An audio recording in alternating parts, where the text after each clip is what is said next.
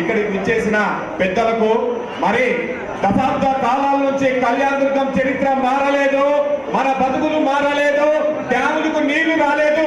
కానీ వీటన్నిటినీ కూడా నెరవేర్చడానికి సూర్యుడై, వీరుడై, నాయకుడై, మహానాయకుడై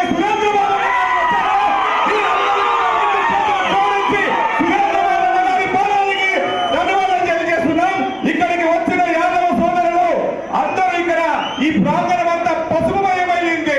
ఈ పసుపుమయం చూసి ఈ మన రక్తం మురిగిపోతుంది.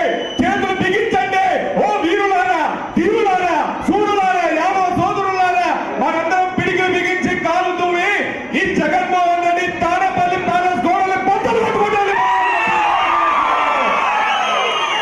మనకు ఇక్కడ మన ఎంపీ గారు అయితేనేమి, గతంలో ఉన్న మంత్రి గారు అయితేనేమి, ఏ రోజే కానీ ఇలా యాదవుల్ని కలిపి వాళ్ళ సాధక బాధలు విన్నారా అని అడుగుతున్నారు.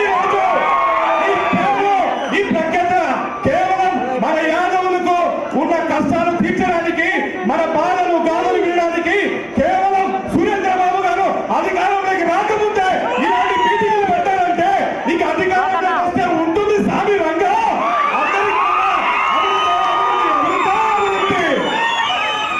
చివరిగా ఒక్క మాట, మన యాదవ సోదరులందరూ కూడా ఐక్యతతో ఉండాలి. ఎందుకంటే ఐక్యమత్యమే మహాబలం.